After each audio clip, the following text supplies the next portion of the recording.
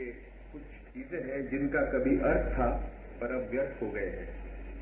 तो आचार्य से मैंने निवेदन किया था कि उन्हें समझाने की कृपा करें और बताएं कि क्या ये साधना के बाह्य उपकरण से स्मरण की मात्र बाह्य व्यवस्था थी जो समय की तीव्र गति के साथ पूरी की पूरी उखड़ गई, अथवा भीतर से भी इनके कुछ अंतर संबंध थे। तो पिछली चर्चा मंदिर पर हो गई है। आज हम तिलक, टीके और तीर पहले लेंगे, उसके बाद समय रहा तो आगे बढ़ेंगे। तिलक, टीके, तीर।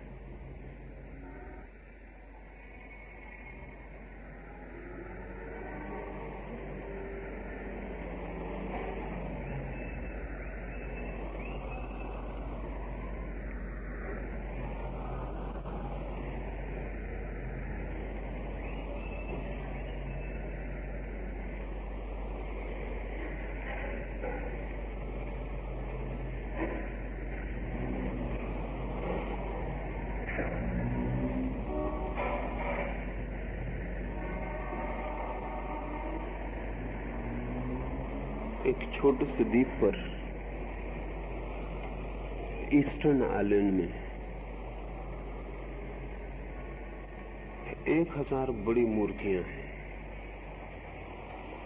कोई भी मूर्ति 20 फीट से छोटी नहीं है और निवासियों की कुल संख्या 200 है और 1000 20 फीट से बड़ी विशाल मूर्तियां हैं। जब पहली दफा इस छोटे से द्वीप का पता लगा तो बड़ी कठिनाई हुई। कठिनाई ये हुई कि इतने थोड़े से लोगों के लिए, और ऐसा भी नहीं है कि कभी उस द्वीप की आबादी इससे ज्यादा हो सकी हो, क्योंकि उस द्वीप की सामर्थ्य नहीं है इससे ज्यादा लोगों के लिए। जो पैदावार हो सकती है वो इससे ज्यादा लोगों को पाल भी नहीं सकती है।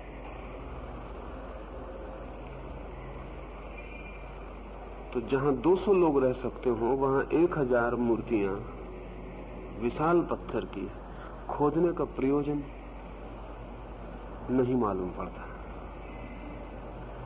एक आदमी के पीछे 5 मूर्तियां हो गई,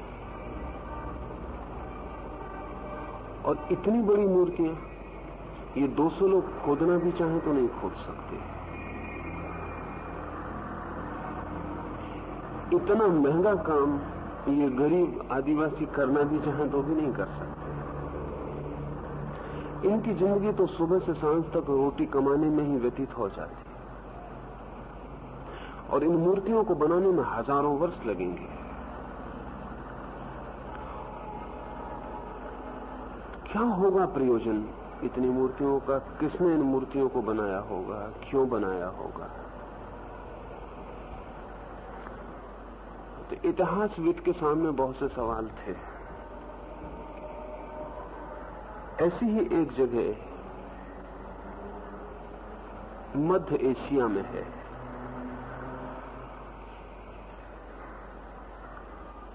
और जब तक हवाई जहाज नहीं उपलब्ध था तब तक उस जगह को समझना बहुत मुश्किल पड़ा। हवाई जहाज के बन जाने के बाद ही ये ख्याल में आया कि वो जगह कभी जमीन से हवाई जहाज उड़ने के लिए एयरपोर्ट का काम करती रही होगी।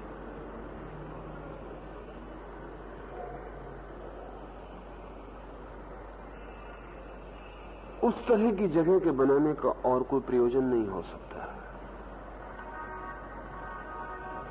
सिवाय इसके कि वो हवाई जहाज के उड़ने या उतरने के काम में आती रही हो। फिर वो जगह नई नहीं है, उसको बने हुए अंदाजन 20,000 और 15,000 वर्ष के बीच का वक्त हुआ होगा। लेकिन जब तक हवाई जहाज नहीं बने थे तब तक तो हमारी समझ के बाहर थी। हवाई जहाज बने और हमने एयरपोर्ट बनाए तब हमारी समझ में आया कि वो कभी एयरपोर्ट का काम की होगी जगह। जब तक ये नहीं था तब तक तो सवाल भी नहीं उठता था। ये मैं इसलिए कह रहा हूं कि तीर्थ को हम न समझ पाएंगे जब तक कि तीर्थ पुनः आविष्कृत न हो जाए।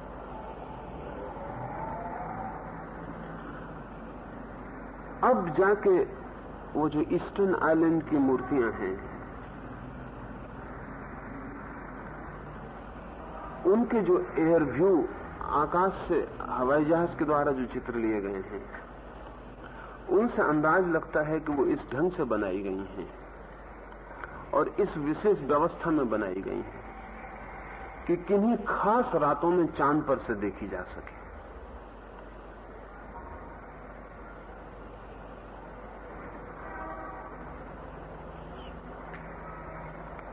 वो जिस ज्यामिति के जिन कोणों में खड़ी की गई हैं, वो कोण बनाती हैं पूरा का पूरा।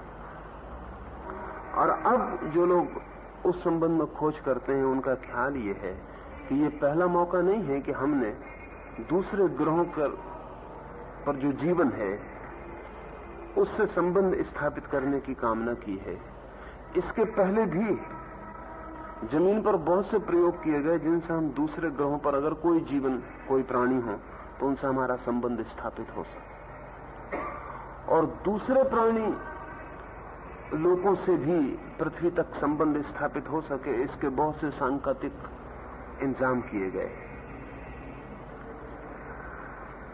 ये जो 20-20 फीट ऊंची मूर्तियां हैं, ये अपने आप में अर्थपूर्ण नहीं, लेकिन जब ऊपर से उड़ के इनके पूरे पैटर्न को देखा जाए तब इनका पैटर्न किसी संकेत की सूचना देता है।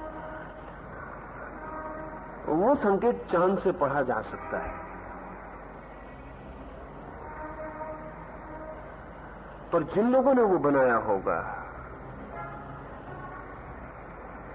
जब तक हम हवाई जहाज में उड़ के न देख सके तब तक हम कल्पना भी न कर सके, तब तक वे हमारे लिए मूर्तियां थी।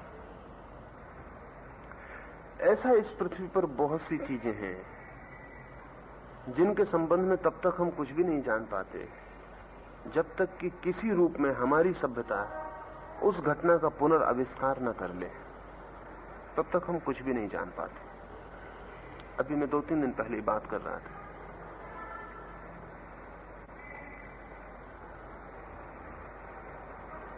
तेहरान में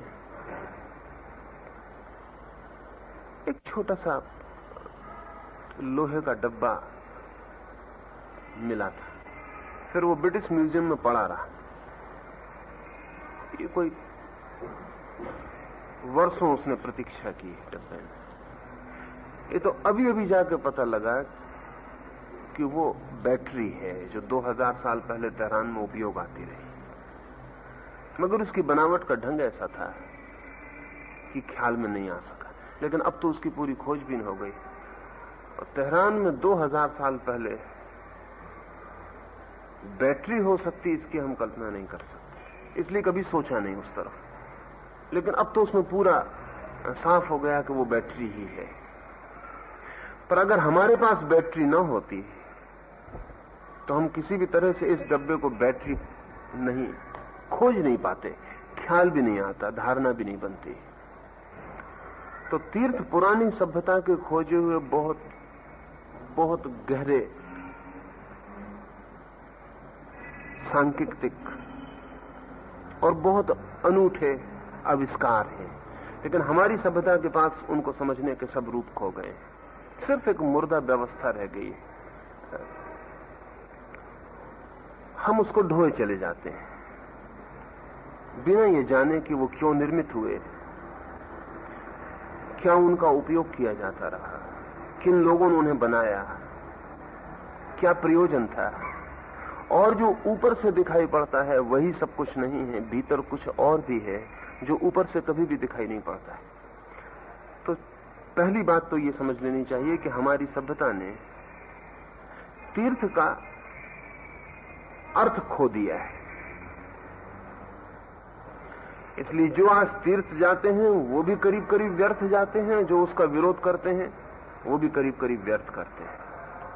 बल्कि विरोध करने वाला ही ठीक मालूम पड़ेगा, यद्यपि उसे भी कुछ पता नहीं है। वो जिस तीर्थ का विरोध कर रहा है वो तीर्थ की धारणा नहीं है, यद्यपि वो तीर्थ जाने वाला जिस तीर्थ में जा रहा है वो भी तीर्थ की धारणा नहीं है। तो 4-5 चीजें पहले ख्याल में ले लेनी चाहिए। एक तो जैसे कि जैनों का तीर्थ है सम्मेत शिखर, तो जैनों के 24 तीर्थंकर में से 22 तीर्थंकरों का समाधि स्थल है वो। 24 में से 22 तीर्थंकर सम्मेत शिखर पर शरीर विसर्जन किए। आयोजित थी ये व्यवस्था, अन्यथा एक जगह पर जाकर इतने तीर्थंकरों का 24 में से 22 का जीवन अंत होना आसान मामला नहीं है बिना आयोजन के। एक ही स्थान पर हजारों साल के लंबे फासले में, अगर हम जैनों का हिसाब माने, और मैं मानता हूं कि हमें जहां तक बन सके जिसका हिसाब हो उसका मानने की पहले कोशिश करनी चाहिए, तब तो लाखों वर्षों का फासला है उनके पहले तीर्थंकर में और 24वें तीर्थंकर। तो लाखों वर्षों के फासले पर एक ही स्थान पर 22 तीर्थंकरों का जाके अपने शरीर को छोड़ना विचारणीय है।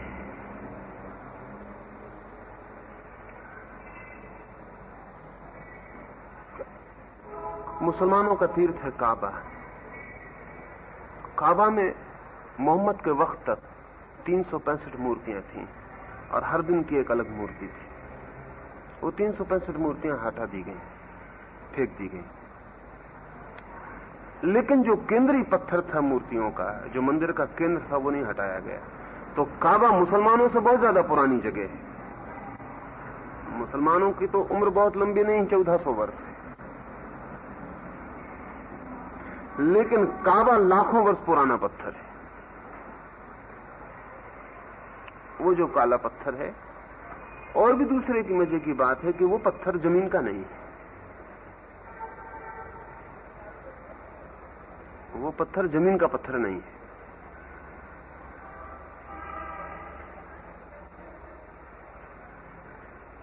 अब तक तो वैज्ञानिक, क्योंकि इसके सिवा कोई उपाय नहीं था, वो जमीन का पत्थर नहीं ये तो तय है, तो एक ही उपाय था हमारे पास कि वो उल्कापात में गिरा हुआ पत्थर है।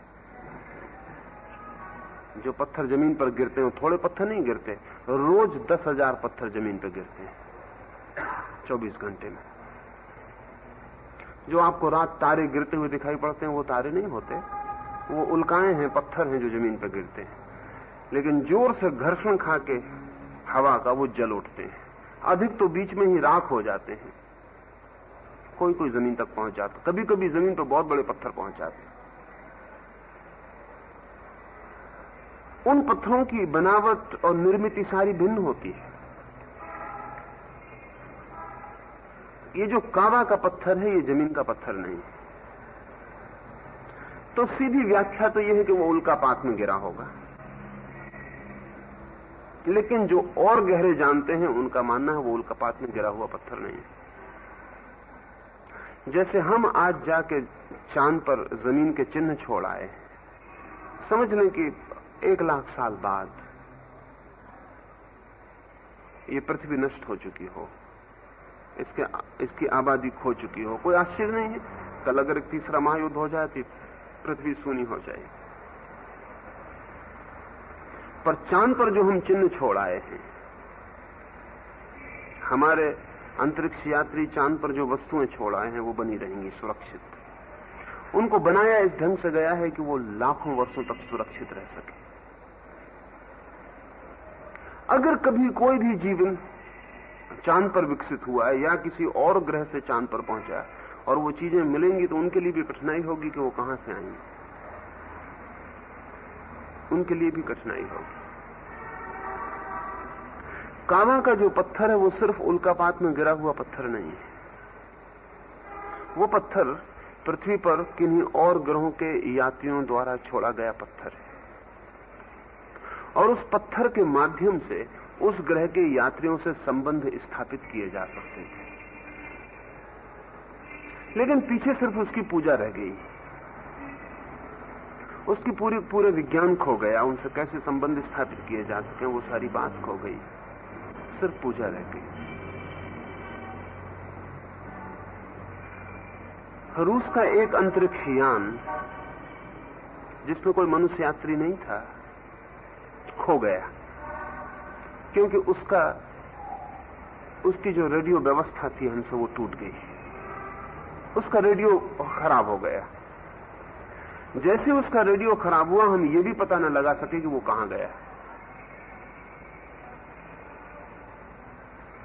वो कहां गया, कहां है, बचा, जला, समाप्त हुआ, हम कुछ भी पता न लगा सके। इस अनंत अंतरिक्ष में अब हम उसका कभी पता न लगा सकेंगे, क्योंकि उससे संबंध के सब सूत्र खो गए। वो अगर किसी ग्रह पर गिर जाए तो उस ग्रह के यात्री भी क्या करेंगे? अगर उनके पास इतनी वैज्ञानिक उपलब्धि हो कि उसके रेडियो को ठीक कर सकें तो हमसे संबंध स्थापित हो सकता है, अन्यथा उसको तोड़फोड़ करके वो उनके पास अगर कोई म्यूजियम होगा तो उसमें रख लेंगे और किसी तरह की व्याख्या करेंगे कि वो क्या है। अगर रेडियो तक उनका विकास हुआ हो तो उन्हें व्याख्या करने की जरूरत न पड़ेगी, तब वो उसके राज को खोल लेंगे। अगर वैसा न हुआ हो तो भी वो भयभीत हो सकते हैं, उससे डर सकते हैं, अभिभूत हो सकते हैं, आश्चर्यचकित हो सकते हैं, पूजा कर सकते हैं। खाबा का पत्थर उन छोटे से उपकरणों में से एक है जो कभी दूसरे अंतरिक्ष के यात्रियों ने छोड़ा और जिनसे संबंध स्थापित हो सकते थे। ये मैं उदाहरण के लिए कह रहा हूं आपको, क्योंकि तीर्थ हमारी ऐसी व्यवस्थाएं हैं जिससे हम अंतरिक्ष के जीवन से संबंध स्थापित नहीं करते, बल्कि इस पृथ्वी पर ही जो चेतनाएं विकसित होकर विदा हो गई उनसे पुनः पुनः संबंध स्थापित कर सकते हैं।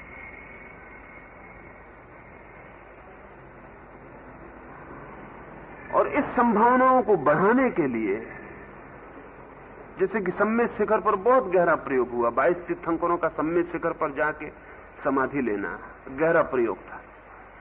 वो इस चेष्टा में था कि उस स्थल पर इतनी सघनता हो जाए कि संबंध स्थापित करने आसान हो जाए।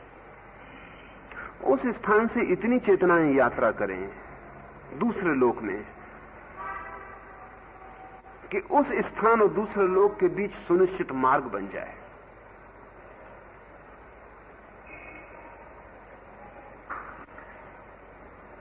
वो सुनिश्चित मार्ग रहा है। और जैसे जमीन पर सब जगह एक सी वर्षा नहीं होती, घनी वर्षा के स्थल हैं, विरल वर्षा के स्थल हैं, रेगिस्तान है जहां कोई वर्षा नहीं होती, और ऐसे स्थान है जहां 500 इंच वर्षा होती है। ऐसी जगह है जहां ठंडा है सब और बर्फ के सिवाय कुछ भी नहीं बनता, और ऐसे स्थान है जहां सब गर्म है और बर्फ भर नहीं बन सकता। ठीक वैसे ही पृथ्वी पर चेतना की डेंसिटी और नॉन डेंसिटी के स्थल, और उनको बनाने की जो कोशिश की गई है,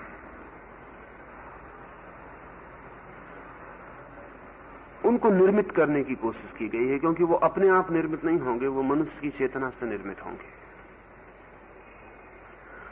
जैसे सम्मेद शिखर पर 22 तीर्थंकरों का यात्रा करके समाधि में प्रवेश करना और उसी एक जगह से शरीर को छोड़ना, उस जगह पर इतनी घनी चेतना का प्रयोग है कि वो जगह चार्ज्ड हो जाएगी विशेष अर्थों में, और वहां कोई भी व्यक्ति बैठे उस जगह पर और उन विशेष मंत्रों का प्रयोग करे जिन मंत्रों को उन 22 लोगों ने दिया है, तो तत्काल उसकी चेतना शरीर को छोड़कर यात्रा करनी शुरू कर देगी। वो प्रक्रिया वैसे ही विज्ञान की है जैसे कि और विज्ञान की सारी प्रक्रियाएं। तो तीर्थों का बनाने का एक तो प्रयोजन ये था कि हम इस तरह के चार्ज्ड ऊर्जा से भरे हुए स्थल पैदा कर लें जहां से कोई भी व्यक्ति सुगमता से यात्रा कर सके।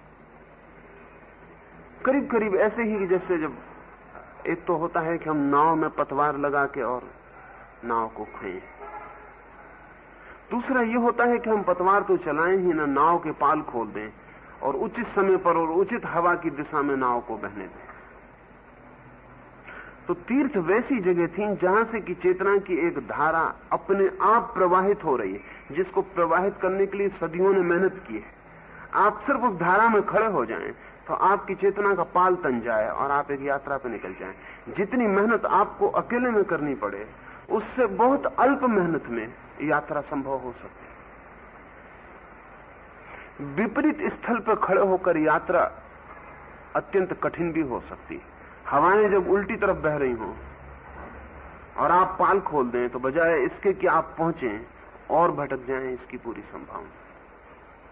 अब जैसे अगर आप किसी ऐसी जगह में ध्यान कर रहे हैं जहां चारों ओर नकारात्मक भावावेश प्रवाहित होते हैं, नेगेटिव इमोशंस प्रवाहित होते हैं। समझ लें कि आप एक जगह बैठ के ध्यान कर रहे हैं और आपके चारों तरफ हत्यारे बैठे हुए हैं, तो आपको कल्पना भी नहीं हो सकती कि ध्यान करने के क्षण में आप इतने रिसेप्टिव हो जाते हैं कि आसपास जो भी हो रहा है वो तत्काल आप में प्रवेश कर जाता है। ध्यान एक रिसेप्टिविटी है, एक ग्राहकता है। ध्यान में आप वल्नरेबल हो जाते हैं, खुल जाते हैं और कोई भी चीज आप में प्रवेश कर सकती है। तो ध्यान के क्षण में आसपास कैसी तरंगे हैं चेतना की, वो विचार कर लेना बहुत उपयोगी है। अगर ऐसी तरंगे आपके चारों तरफ हैं जो कि आपको गलत तरफ झुका सकती हैं, तो ध्यान महंगा भी पड़ सकता है, और या फिर ध्यान एक जद्दोजहद और एक संघर्ष बन जाएगा। जब कभी ध्यान में आपको अचानक ऐसे ख्याल आने लगते हैं जो आपको कभी भी नहीं आए थे, जब ध्यान के क्षण में आपको एक क्षण भी शांत होना मुश्किल होने लगता है, और कभी कभी ऐसा लगता है कि इससे ज्यादा शांत तो आप बिना ध्यान के ही रहते हैं, तब आपको कभी ख्याल ना आया होगा कि ध्यान के क्षण में आसपास जो भी प्रवाहित होता है वो आप में सुगमता से प्रवेश पा जाता है।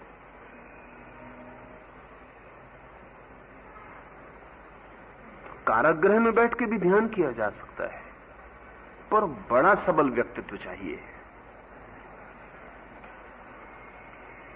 और कारागृह में बैठ के ध्यान करना हो तो प्रक्रियाएं भिन्न चाहिए।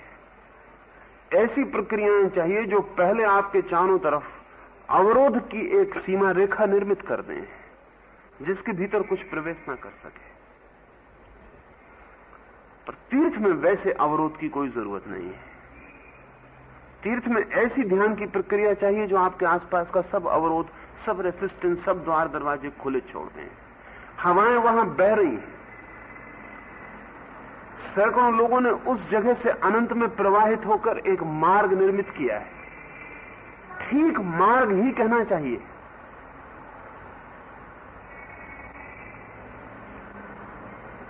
जैसे कि हम रास्ते बनाते हैं सड़कों पर, एक जंगल में हम एक रास्ता बना लेते हैं, दरख्त गिरा देते हैं और एक पक्का रास्ता बना लेते हैं, और दूसरे पीछे चलने वाले यात्री को बड़ी सुगमता हो जाती है। ठीक आत्मिक अर्थों में भी इस तरह के रास्ते निर्मित करने की कोशिश की गई है। कमजोर आदमियों को जिस तरह की भी सहायता पहुंचाई जा सके, उस तरह की सहायता जो शक्तिशाली थे उन्होंने सदा पहुंचाने की कोशिश की। तीर्थ उनमें एक बहुत बड़ा प्रयोग है। तो पहला तो तीर्थ का प्रयोजन यह है कि आपको जहां हवाएं शरीर से आत्मा की तरफ बह ही रही हैं, जहां पूरा तरंगायत है वायुमंडल, जहां से लोग ऊर्ध्वगामी हुए, जहां बैठ के लोग समाधिस्थ हुए, जहां बैठ के लोगों ने परमात्मा का दर्शन पाया है, जहां ये अनूठी घटना घटती रही है सैकड़ों वर्षों तक, वो जगह एक विशेष आविष्ट जगह हो गई है। उस आविष्ट जगह में आप अपने पाल को भर खोला छोड़ दें, कुछ और ना करें तो भी आपकी यात्रा शुरू होगी। तो तीर्थ का पहला प्रयोग तो ये था। इसलिए सभी धर्मों ने तीर्थ निर्मित किए। उन धर्मों ने भी तीर्थ निर्मित किए जो मंदिर के पक्ष में नहीं थे। ये बड़ी मजे की बात है, क्योंकि मंदिर के पक्ष में कोई तीर्थ निर्मित करे धर्म समझ में आता है, लेकिन जो धर्म मंदिर के पक्ष में न थे, जो धर्म मूर्ति के विरोधी थे, उनको भी तीर्थ तो निर्मित करना ही पड़ा। मूर्ति का विरोध आसान हुआ, मूर्ति हटा दी वो भी कठिन ना हुआ, लेकिन तीर्थ को हटाया नहीं जा सका, क्योंकि तीर्थ का और भी व्यापक उपयोग था जिसको कोई धर्म इंकार न कर सका। जैसे कि जैन भी मूलतः मूर्ति पूजक नहीं है, मुसलमान मूर्ति पूजक नहीं है, सिख मूर्ति पूजक नहीं है, बुद्ध मूर्ति पूजक नहीं थे प्रारंभ में, लेकिन इन सब ने भी तीर्थ निर्मित किए। तीर्थ निर्मित करने ही पड़े। सच तो यह है कि बिना तीर्थ के धर्म का कोई अर्थ ही नहीं रह जाता, बिना तीर्थ के धर्म का कोई अर्थ नहीं रह जाता। बिना तीर्थ के धर्म फिर ठीक है, एक एक व्यक्ति जो कर सकता है करे, लेकिन फिर समूह में खड़े होने की कोई प्रयोजन, कोई अर्थवत्ता नहीं। तीर्थ शब्द का अर्थ होता है घाट, उसका अर्थ होता है ऐसी जगह जहां से हम उस अनंत सागर में उतर सकते हैं। जैनों का शब्द तीर्थंकर तीर्थ से बना है, उसका अर्थ है तीर्थ को बनाने वाला, और कोई अर्थ नहीं है उसका। तीर्थंकर का अर्थ है तीर्थ को बनाने वाला। असल में उसको ही तीर्थ कहा जा सकता है, तीर्थंकर कहा जा सकता है, जिसने ऐसा तीर्थ निर्मित किया हो जहां साधारण जन खड़े होते से, पाल खोलते से ही यात्रा पर संलग्न हो जाए।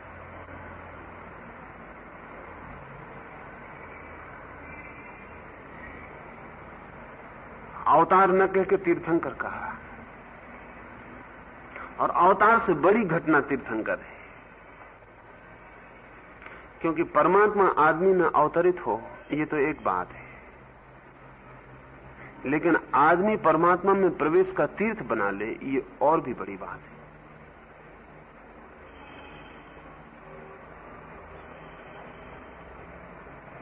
जैन परमात्मा में भरोसा करने वाला धर्म नहीं है, आदमी की सामर्थ्य में भरोसा करने वाला। इसलिए तीर्थ और तीर्थंकर का जितना गहरा उपयोग जैन कर पाया उतना कोई भी नहीं कर पाया, क्योंकि यहां तो कोई ईश्वर की कृपा पर उनको ख्याल नहीं है, ईश्वर कोई सहारा दे सकता है इसका कोई ख्याल नहीं है। आदमी अकेला है और आदमी को अपनी ही मेहनत से यात्रा करनी है, लेकिन दो रास्ते हो सकते हैं, एक एक आदमी अपनी अपनी मेहनत करे, पर तब शायद कभी करोड़ में एक आदमी उपलब्ध हो पाएगा।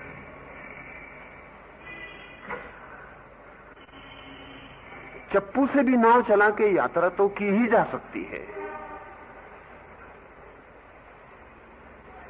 लेकिन तब कभी कोई एक आध पार हो पाएगा। लेकिन हवाओं का सहारा लेके यात्रा बड़ी आसान हो सकती। तो क्या आध्यात्मिक हवाएं संभव है? उस पर ही तीर्थ का सब कुछ निर्भर है। क्या यह संभव है कि जब महावीर जैसा एक व्यक्ति खड़ा होता है तो उसके आसपास किसी अनजाने आयाम में कोई प्रवाह शुरू होता है? क्या वो किसी एक ऐसी दिशा में बहाव को निर्मित करता है कि उस बहाव में कोई पड़ जाए तो बह जाए?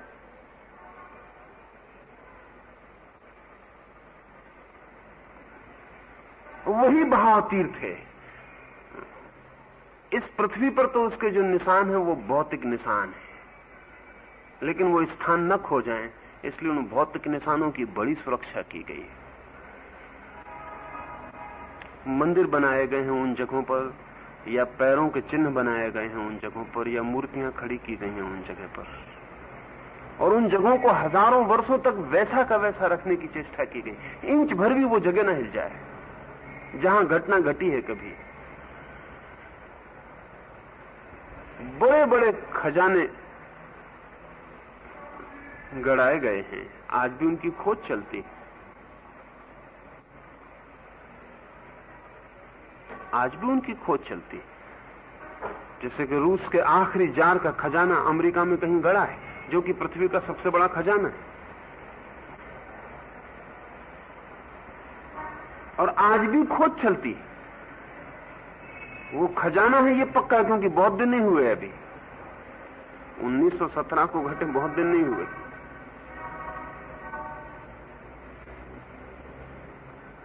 उसका इंच इंच हिसाब भी रखा गया है कि वो कहां होगा, लेकिन डिकोड नहीं हो पा रहा। वो जो हिसाब रखा गया है उसको समझा नहीं जा पा रहा कि वो एग्जैक्ट जगह क्या है। जैसे कि ग्वालियर में एक बड़ा खजाना ग्वालियर फैमिली का है, जो कि फैमिली के पास सारा का सारा हिसाब है, लेकिन फिर भी जगह नहीं पकड़ी जा रही कि वो जगह कहां है। वो डिकोड नहीं हो रहा है। नक्शा जो है, इस तरह के सब नक्शे गुप्त भाषा में ही निर्मित किए जाते हैं, अन्यथा कोई भी डिकोड कर लेगा। सामान्य भाषा में वो नहीं लिखे जाते।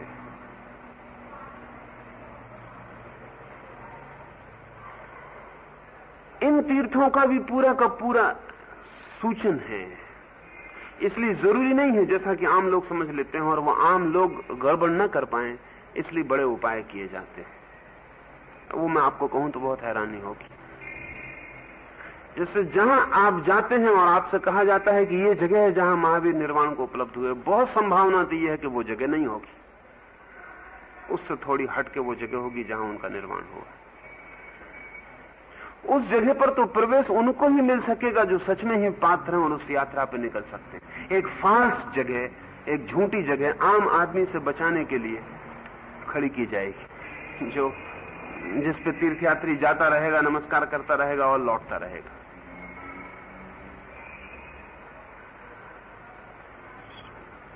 वो जगह तो उनको ही बताई जाएगी जो सचमुच उस जगह आ गए हैं जहां से वो सहायता लेने के योग्य है या उनको सहायता मिलनी चाहिए। ऐसी बहुत सी जगह। अरब में एक गांव है जिसमें आज तक किसी सभ्य आदमी को प्रवेश नहीं मिल सका। आज तक, अभी भी चांद पे आप प्रवेश कर गए हैं, लेकिन छोटे से गांव अल कुफा में आज तक किसी यात्री को प्रवेश नहीं मिल सका। सच तो यह है कि आज तक ये ठीक हो नहीं सका कि वो कहां है, और वो गांव है, इसमें कोई शक शुबा नहीं, क्योंकि हजारों साल से इतिहास उसकी खबर देता है, किताबें उसकी खबर देती है, उसके नक्शे हैं।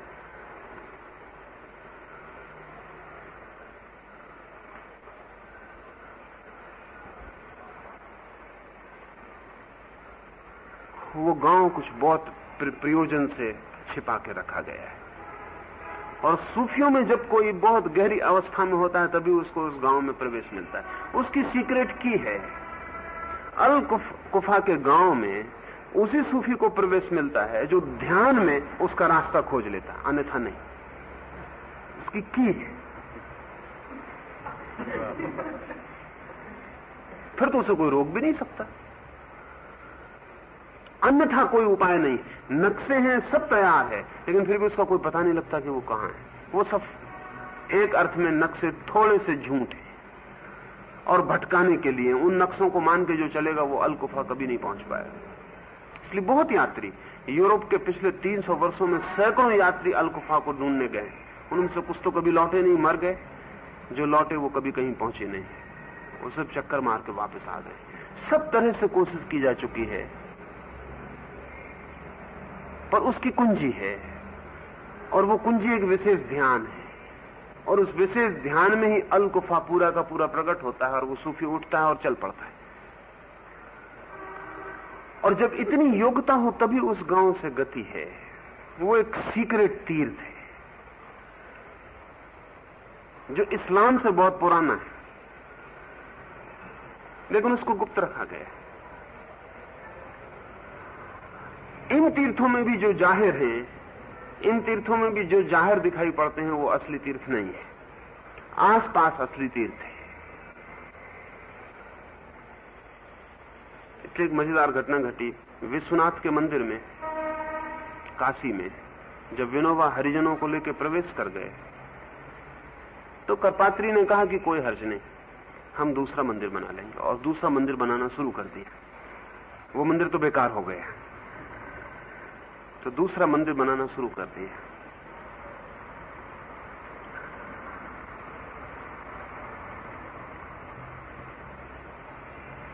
साधारणतः देखने में विनोबा ज्यादा समझदार आदमी मालूम पड़ते हैं करपात्री से। असलियत ऐसी नहीं है। साधारणतः देखने में करपात्री निपट, पुराणपंथी, नासमझ, आधुनिक जगत और ज्ञान से वंचित मालूम पड़ते हैं। ये थोड़ी दूर तक सच है बात, लेकिन फिर भी जिस गहरी बात की वो तायद कर रहे हैं उसके मामले में वो ज्यादा जानकार है। सच बात यह है कि विश्वनाथ का ये मंदिर भी असली नहीं है और वो जो दूसरा बनाएंगे वो भी असली नहीं होगा। असली मंदिर तो तीसरा है, लेकिन उसकी जानकारी सीधी नहीं दी जा सकती। और असली मंदिर को छिपा के रखना पड़ेगा, नहीं तो कभी भी कोई भी धर्म सुधारक और समाज सुधारक उसको भ्रष्ट कर सकता है। ये जो अभी विश्वनाथ का जो मंदिर है खड़ा हुआ, इसको तो नष्ट किया जा चुका है, इसमें कोई उपाय नहीं, इसमें कोई कठिनाई नहीं, नष्ट कर दो। वो जो दूसरा बनाया जा रहा है वो भी फॉल्स है, लेकिन एक फॉल्स बनाए ही रखना पड़ेगा ताकि असली पर नजर ना जाए, और असली को छिपा कर रखना पड़ेगा। विश्वनाथ के मंदिर में प्रवेश की कुंजियां हैं जैसे अल गुफा में प्रवेश की कुंजियां हैं। उसमें कभी कोई सौभाग्यशाली सन्यासी प्रवेश पाता है, उसमें कोई ग्रस्त कभी प्रवेश नहीं पाया और कभी पा नहीं सकेगा। सभी सन्यासी भी उसमें प्रवेश नहीं पाते, कभी कोई सौभाग्यशाली सन्यासी उसमें प्रवेश पाता, पर उसे सब भांति छिपा के रखा जाएगा। उसके मंत्र हैं और जिनके प्रयोग से उसका द्वार खुलेगा, नहीं तो उसका द्वार नहीं खुलेगा, उसका बोध ही नहीं होगा, उसका ख्याल ही नहीं आएगा। काशी में जाके इस मंदिर की लोग पूजा प्रार्थना करके वापस लौट आएंगे, मगर इस मंदिर की भी अपनी एक सेंटिटी बन गई थी। ये झूठा था, लेकिन फिर भी लाखों वर्षों से उसको सच्चा मान के चला जा रहा था। उसमें भी एक तरह की पवित्रता आ गई थी।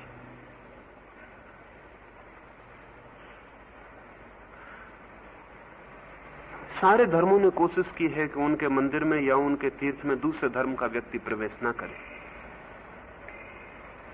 आज हमें बेहूदी लगती है ये बात कि हम कहेंगे इससे क्या मतलब है, लेकिन जिन्होंने व्यवस्था की थी उनके कुछ कारण थे। ये करीब करीब मामला ऐसे ही जैसे कि एटॉमिक एनर्जी की एक लेबोरेटरी,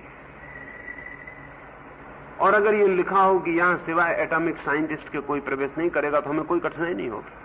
हम कहेंगे बिल्कुल ठीक है, बिल्कुल दुरुस्त है, खतरे से खाली नहीं दूसरे आदमी का भीतर प्रवेश करना। लेकिन यही बात हम मंदिर या तीर्थ के संबंध में मानने को राजी नहीं, क्योंकि हमें यह ख्याल ही नहीं है कि मंदिर और तीर्थ की भी अपनी साइंस है, और वो विशेष लोगों के प्रवेश के लिए। आज भी एक मरीज बीमार पड़ा है, उसके चारों तरफ डॉक्टर खड़े होकर बात करते रहते हैं। मरीज सुनता है, समझ तो कुछ नहीं पाता, क्योंकि डॉक्टर एक कोड लैंग्वेज में बात कर रहे हैं, वो लैटिन या ग्रीक शब्दों का उपयोग कर रहे हैं। वो जो बोल रहे हैं मरीज सुन रहा है लेकिन समझ नहीं सकता। मरीज के हित में नहीं है कि वो समझे, इसलिए सारे धर्मों ने अपनी कोड लैंग्वेज विकसित की थी।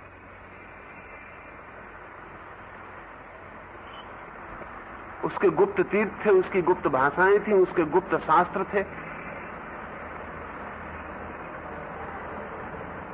और आज भी जिनको हम तीर्थ समझ रहे हैं उनमें बहुत कम संभावना है सही होने की, और जिनको हम शास्त्र समझ रहे हैं उनमें भी बहुत कम संभावना है सही होने की। वो जो सीक्रेट ट्रेडिशन है उसे तो छिपाने की निरंतर कोशिश की जाती है, क्योंकि जैसे वो आम आदमी के हाथ में पड़ती है उसके विकृत हो जाने का डर है, और आम आदमी उससे परेशान ही होगा, लाभ नहीं उठा सकता। जैसे अगर सूफियों के गांव अल गुफा में अचानक आपको प्रवेश करवा दिया जाए तो आप पागल हो जाएंगे। अल गुफा की ये परंपरा है कि वहां अगर कोई आदमी आकस्मिक प्रवेश कर जाए तो पागल होकर लौटेगा, वो लौटेगा ही, इसमें किसी का कोई कसूर नहीं, क्योंकि अल गुफा इस तरह के पूरे मनस तरंगों से निर्मित है कि आपका मन उसको झेल नहीं पाएगा, आप विक्षिप्त हो जाएंगे।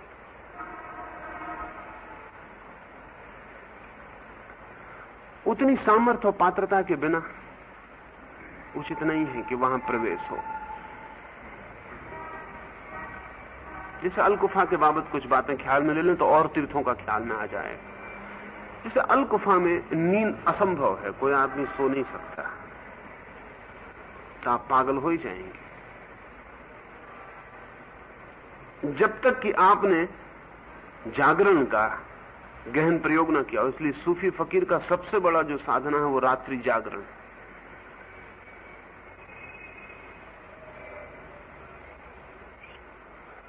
रात भर जागते रहे, और एक सीमा के बाद, ये बहुत सोचने जैसी बात है, एक आदमी 90 दिन तक खाना न खाए तो भी सिर्फ दुर्बल होगा, मर नहीं जाएगा, पागल नहीं हो जाएगा। साधारण स्वस्थ आदमी आसानी से 90 दिन बिना खाना खाए रह सकता है।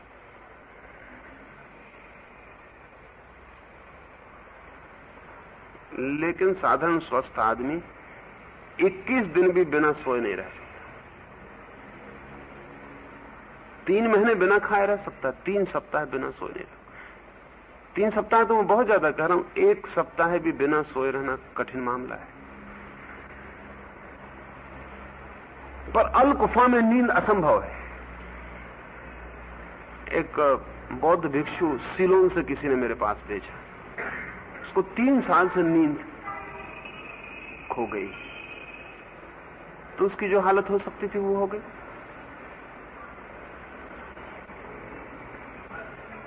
पूरे वक्त हाथ पैर कपते रहेंगे, पसीना छूटता रहेगा, घबराहट होती रहेगी, एक कदम भी उठाएगा तो डरेगा, भरोसा अपने पर सब खो गया, नींद आती नहीं है, बिल्कुल विक्षिप्त और अजीब सी हालत है। उसने बहुत इलाज करवाया, क्योंकि वो यहां सब तरह के इलाज उसने करवा लिए, कुछ फायदा हुआ नहीं। कोई ट्रैंकुलाइजर उसको सुला नहीं सकता। उसे गहरे से गहरे ट्रैंकुलाइजर दिए गए तो भी उसने कहा कि मैं बाहर से सुस्त होकर पड़ जाता हूं, लेकिन भीतर तो मुझे पता चलते रहता है कि मैं जगा हुआ हूं। उसे किसी ने मेरे पास भेजा, मैं उसको कहा कि तुम्हें कभी नींद आएगी नहीं ट्रैंकुलाइजर से या और किसी उपाय से। तुम बुद्ध का आनापान सती योग तो नहीं कर रहे हो, क्योंकि बुद्ध भिक्षु के लिए वो अनिवार्य है। उसने कहा कि वो तो मैं कर ही रहा हूं, उसके बिना तो मैं। फिर मैंने कहा कि तुम नींद का ख्याल छोड़ दो। आनापान सती योग का प्रयोग ऐसा है कि नींद खो जाएगी, मगर वो प्राथमिक प्रयोग है, और जब नींद खो जाए तब दूसरा प्रयोग तत्काल जोड़ा जाना चाहिए। अगर उसको ही करते रहे तो पागल हो जाओगे, मुश्किल में पड़ जाओगे। वो सिर्फ प्राथमिक प्रयोग है, वो सिर्फ नींद हटाने का प्रयोग।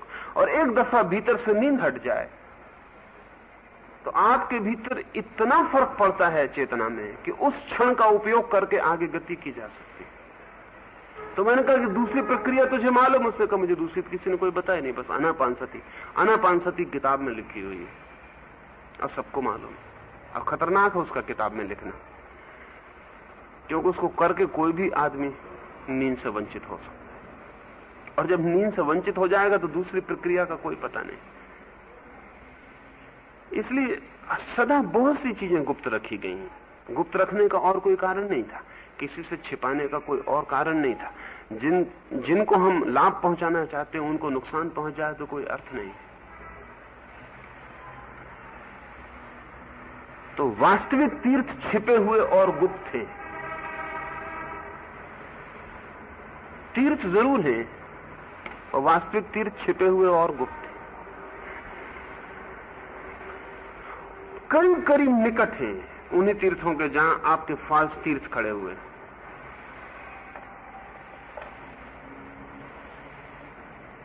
और वो जो फाल्स तीर्थ हैं, वो जो झूठे तीर्थ हैं, धोखा देने के लिए खड़े किए गए हैं, वो इसलिए खड़े किए गए हैं कि आप ठीक पर गलत आदमी न पहुंच जाए, और ठीक आदमी तो ठीक पर पहुंच ही जाता है। और हर एक तीर्थ की अपनी कुंजियां हैं। इसलिए अगर सूफियों का तीर्थ खोजना है तो जैनियों के तीर्थ की कुंजी से नहीं खोजा जा सकता। अगर जैनियों का तीर्थ खोजना है तो सूफियों की कुंजी से नहीं खोजा जा सकता।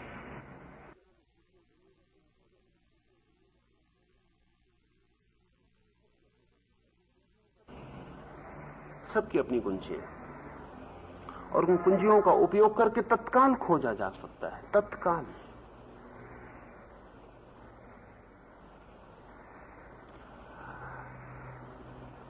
नाम नहीं लेता, किसी के तीर्थ की एक कुंजी आपको बताता हूं।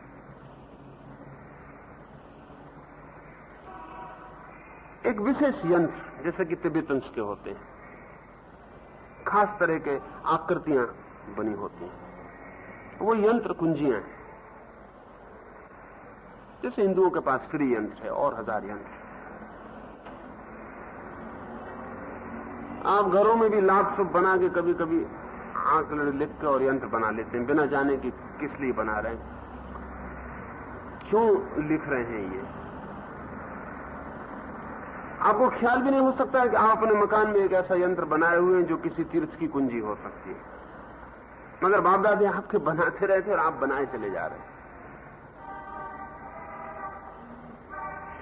एक विशेष आकृति पर ध्यान करने से आपकी चेतना विशेष आकृति लेती है। हर आकृति आपके भीतर चेतना को आकृति देती है। जैसे कि अगर आप बहुत देर तक खिड़की पर आंख लगा के देखते रहे, फिर आंख बंद करके रहे, तो खिड़की का निगेटिव चौकटा आपकी आंख के भीतर बन जाता है। वो निगेटिव है। अगर किसी यंत्र पर आप ध्यान करें तो उससे ठीक उल्टा निगेटिव चौकटा और निगेटिव आंकड़े आपके भीतर निर्मित होते हैं। वो विशेष ध्यान के बाद आपको भीतर दिखाई पड़ना शुरू हो जाता है, और जब वो दिखाई पड़ना शुरू हो जाए तब विशेष आवाहन करने से तत्काल आपको यात्रा शुरू हो जाए। नसरुद्दीन के जीवन में एक कहानी है। नसरुद्दीन का गधा खो गया, वो उसकी संपत्ति है, सब कुछ। सारा गांव खोज डाला, सारे गांव के लोग खोज खोज के परेशान हो गए, कहीं कोई पता नहीं चलता। फिर लोगों ने कहा ऐसा मालूम होता है कि किसी तीर्थ यात्रियों के साथ यात्री निकल रहे हैं, तीर्थ का महीना है और गधा दिखता है कि नहीं तीर्थ यात्रियों के साथ निकल रहे हैं। गांव में तो नहीं है, गांव के आसपास भी नहीं, सब जगह खोज डाला गया। नसरुद्दीन से लोगों ने कहा अब तुम माफ करो, समझो कि खो गया, अब वो मिलेगा नहीं। नसरुद्दीन ने कहा कि मैं आखिरी उपाय और कर लूं। वो खड़ा हो गया, आंख उसने बंद कर ली। थोड़ी देर में वो झुक गया चारों हाथ पैर से, और उसने चलना शुरू कर दिया। और वो उस मकान का चक्कर लगा के और उस बगीचे का चक्कर लगा के उस जगह पहुंच गया जहां एक खड्डे में उसका गधा गिर पड़ा। लोगों ने कहा कि नसरुद्दीन हद कर दी, तुम्हारी खोजने की तरकीब क्या है? उसने कहा फिर मैंने सोचा जब आदमी नहीं खोज सका तो मतलब ये कि गधे की कुंजी आदमी के पास नहीं, मैंने सोचा कि मैं गधा बन जाऊं। तो मैंने अपने मन में सिर्फ यही भावना की कि मैं गधा हो गया। अगर मैं गधा होता तो कहां जाता खोजने, गधे को खोजने कहां जाता? फिर कब मेरे हाथ झुक के जमीन पे लग गए और कब मैं गधे की तरह चलने लगा मुझे पता नहीं। कैसे मैं चल के वहां पहुंच गया वो मुझे पता नहीं। लेकिन जब मैंने आंख खोली तो मैंने देखा कि मेरा गधा जो है वो गड्ढे में पड़ा हुआ है। नसरुद्दीन तो एक सूफी फकीर है। ये कहानी तो कोई भी पढ़ लेगा और मजाक समझ के छोड़ देगा, लेकिन इसने की है, इस छोटी सी कहानी में इसमें की है खोज की। खोजने का एक ढंग वो भी है, और आत्मिक अर्थों में तो ढंग वही है। तो प्रत्येक तीर्थ की कुंजियां हैं, यंत्र हैं, और तीर्थों का पहला प्रयोजन तो यह है कि आपको उस आविष्ट धारा में खड़ा कर दें जहां धारा बह रही और आप उसमें बह जाएं। एक दूसरी बात, मनुष्य के जीवन में जो भी है वो सब पदार्थ से निर्मित है।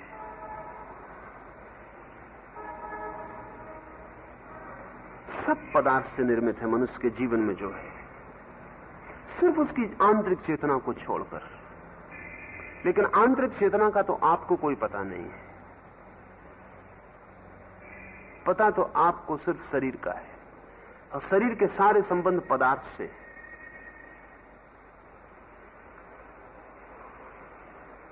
थोड़ी सी अलकेमी समझ लें तो दूसरा तीर्थ का अर्थ ख्याल में आ जाए। अल्केमिस्ट की प्रक्रियाएं हैं, वो सब गहरी धर्म की प्रक्रियाएं हैं। अब अल्केमिस्ट कहते हैं कि अगर पानी को एक बार भाप बनाया जाए और फिर पानी बनाया जाए, फिर भाप बनाया जाए उसको, फिर पानी बनाया जाए, ऐसा 1000 बार किया जाए, तो उस पानी में विशेष गुण आ जाते हैं जो साधारण पानी में नहीं है। इसको पहले मजाक समझी जाती थी बात को, क्योंकि इससे क्या फर्क पड़ेगा, आप एक दफे पानी को डिस्टिल्ड कर लें, फिर दोबारा उस पानी को भाप बना के फिर डिस्टिल कर लें, फिर तीसरी बार कर लें, फिर क्या फर्क पड़ेगा, पानी डिस्टिल्ड ही रहेगा। लेकिन अब विज्ञान ने स्वीकार किया कि उसमें क्वालिटी बदलती है। अब विज्ञान ने स्वीकार किया कि वो 1000 बार प्रयोग करने पर उस पानी में विशिष्टता आ जाती। अब वो कहां से आती अब तक साफ नहीं है, लेकिन वो पानी विशेष हो जाता है।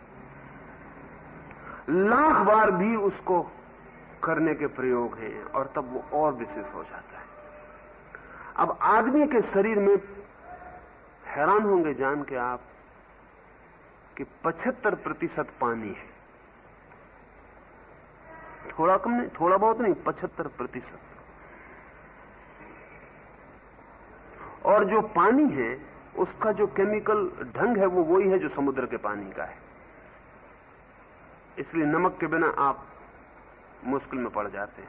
आपके पानी, आपके शरीर के भीतर जो पानी है उसमें नमक की मात्रा उतनी ही होनी चाहिए जितनी समुद्र के पानी में।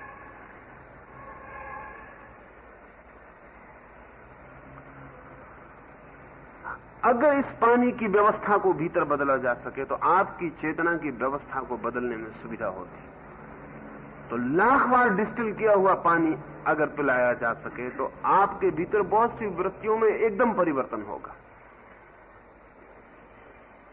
अब ये अल्केमिस्ट हजारों प्रयोग ऐसे कर रहे थे। अब 1 लाख दफे पानी को डिस्टिल करने में सालों लग जाते थे और एक आदमी 24 घंटे यही काम कर रहा था। इसके दोहरे परिणाम होते थे।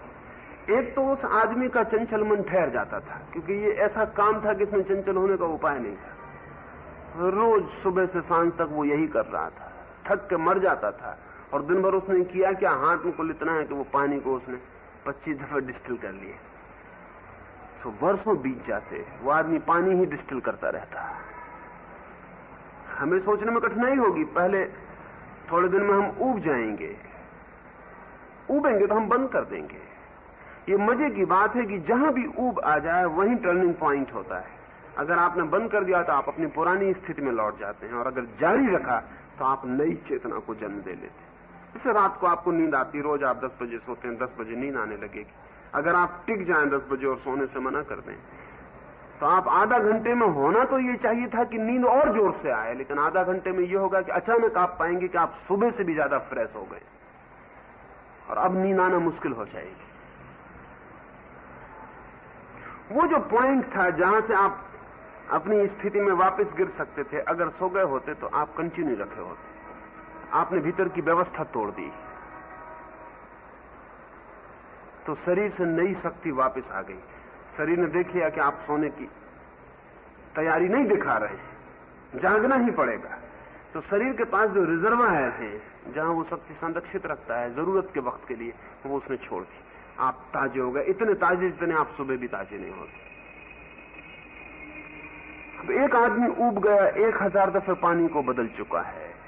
कहते उसका गुरु कह रहा है लाख दफे बदलना है, 10 साल लगेंगे, 15 साल लगेंगे, कितना लगेगा।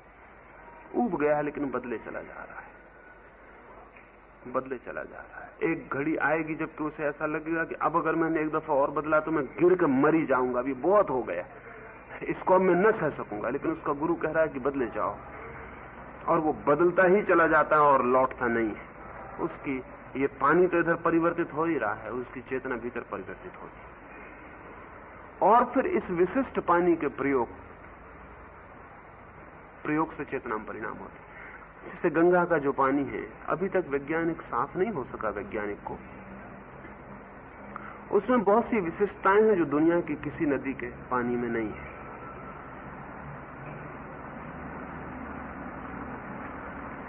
और दुनिया की नदियों के पानी में न हो लेकिन ठीक गंगा के बगल से भी जो नदी निकलती उसके पानी में भी नहीं, ठीक उसी पहाड़ से जो नदी निकलती उसके पानी में भी नहीं। एक ही बादल दोनों नदियों को पानी गिराता है और एक ही पहाड़ का बर्फ पिघल के दोनों नदियों में जाता है, फिर भी उस पानी में वो क्वालिटी नहीं जो गंगा के पानी में।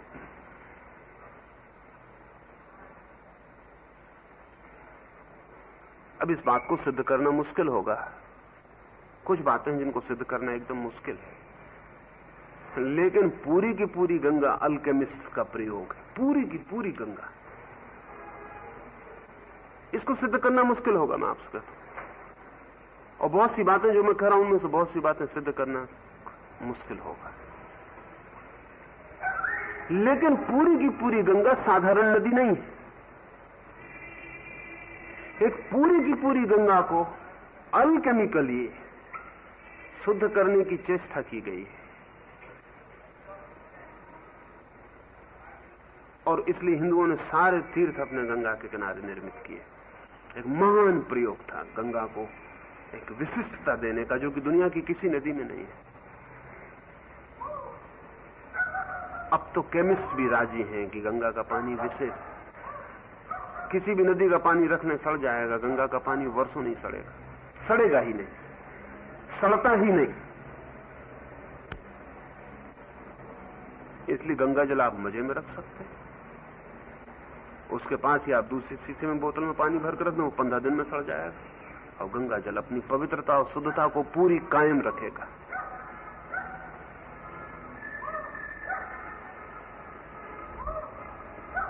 किसी भी जल में और किसी भी नदी में आप लाशें डाल दें, वो नदी गंदी हो जाएगी। गंगा कितनी ही लाशों को हजम कर जाएगी और कभी गंदी नहीं होगी।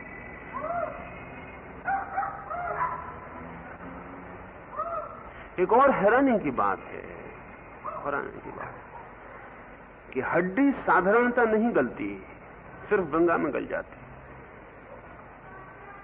ये गंगा पूरा पचा जाती आदमी, कुछ नहीं बचता उसमें, सब लीन हो जाता पंच तत्वों में। इसलिए गंगा में फेंकने का लाश को आग्रह बना, क्योंकि बाकी सब जगह से पूरे पंच तत्वों में लीन होने में सैकड़ों, हजारों, कभी लाखों वर्ष लग जाते। गंगा का समस्त तत्वों में वापस लौटा देने के लिए बिल्कुल केमिकल काम है उसका। वो निर्मित इसलिए की गई थी। वो पूरी की पूरी नदी साधारण पहाड़ से बही हुई नदी नहीं, बहाई गई नदी है, पर वो हमारे ख्याल में नहीं हो सकता। और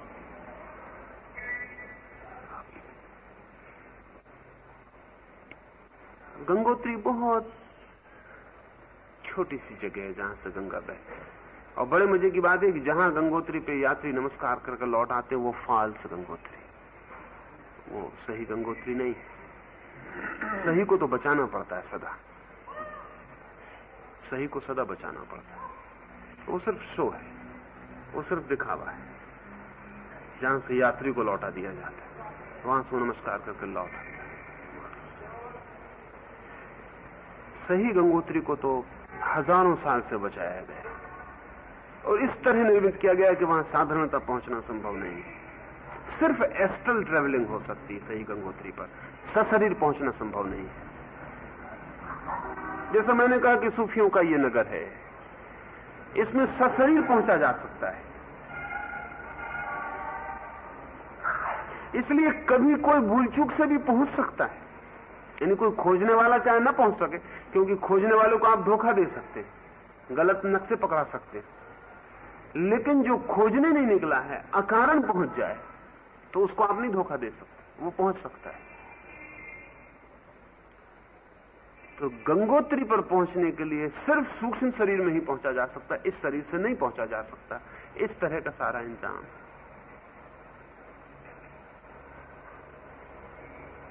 तो गंगोत्री का दर्शन सशरीर कभी नहीं हो सकता, एस्ट्रल ट्रेवलिंग है। ध्यान में इस शरीर को यहीं छोड़ के यात्रा की जा सकती है।